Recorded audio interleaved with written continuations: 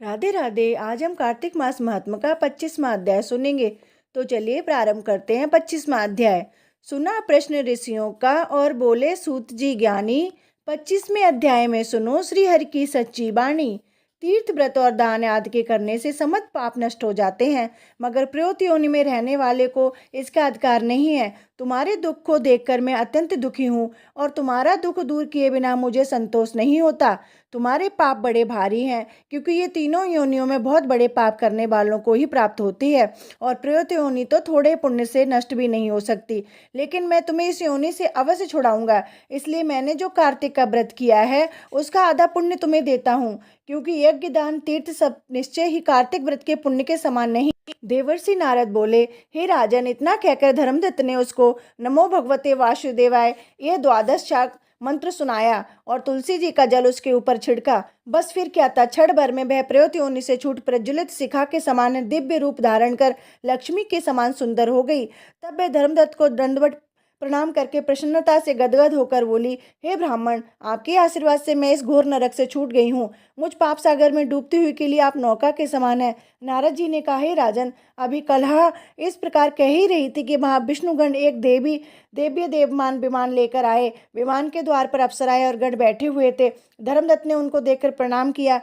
पुण्यशील और सुशील नामक भगवान विष्णु के गणों ने धर्मदत्त को अपने हाथों से ऊपर उठाकर उसका अभिनंदन करके कहा, हे द्विजश्रेष्ठ, आप धन्य हैं जो सदा भगवान विष्णु के व्रत कथा और सेवा में लगे रहते हैं।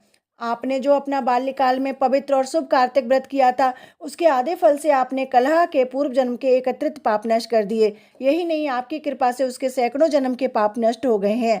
आपके जागरण आदि करने से पुण्य प्रभाव से आकाश मंडल से ये विमान आया है। हे ब्राह्मण, अब हम उसे भांति भांति के भोगों से युक्त वैकुंठ में ले जा रहे हैं। आपके दान्य पुण्य के प्रभाव से ये भगवान विष्णु के पास रहेगी। आप भी इस जन्म के बाद अपनी दोनों स्त्रियों सहित वैकुंठ में विष्णु जी के पास रहोगे और मुक्ति को प्राप्त करोगे। हे दया सागर, वह मनुष्य धन्य है और जन्म उन्हीं का फलीभूत है जिन्होंने तुम्हारी तरह विष्णु जी की भक्ति की है, क्योंकि भगवान विष्णु अपने भक्तों को भला क्या नहीं देते। जिन्होंने प्राचीन काल में उत्पान पाद के पुत्र को ध्रुव पर पहुंचाया, जिसके सुमिरन मात्र से प्राणियों की मुक्ति हो जाती है। प्राचीन काल में विष्णु जी ने केवल अपने नाम के स्मरण से ही आप द्वारा पकड़े हुए हाथी को हस्त योनि से मुक्त करके जय नामक देकर अपना पार्षद बना लिया। तुमने उसी विष्णु की सेवा की है, इसलिए तुम अपनी दोनों स्त्रियों सहित 1000 वर्ष तक भगवान विष्णु के पास निवास करोगे। जब तुम्हारा पुण्य क्षीण हो जाएगा, तब तुम स्वयं सूर्यवंश में अपनी दोनों रानियों के साथ राजा दशरथ के नाम से प्रसिद्ध होगे, तथा यह कलह तुम्हारे आदि पुण्य की भागीदार होने के नाते तुम्हारी तीसरी भार्या होगी।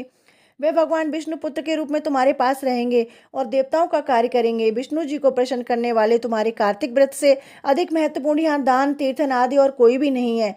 हे दयासागर, तुम धन्य हो, क्योंकि तुमने जगत गुरु भगवान विष्णु को प्रसन्न करने के लिए कार्तिक मास का व्रत किया है, जिसके आदि पुण्य के फल की भागीदार कलह है। इस समय हमने अपने साथ विष्णु लोक में ले जा रहे हैं। इस प्रकार 25वां अध्याय समाप्त। अगर आपको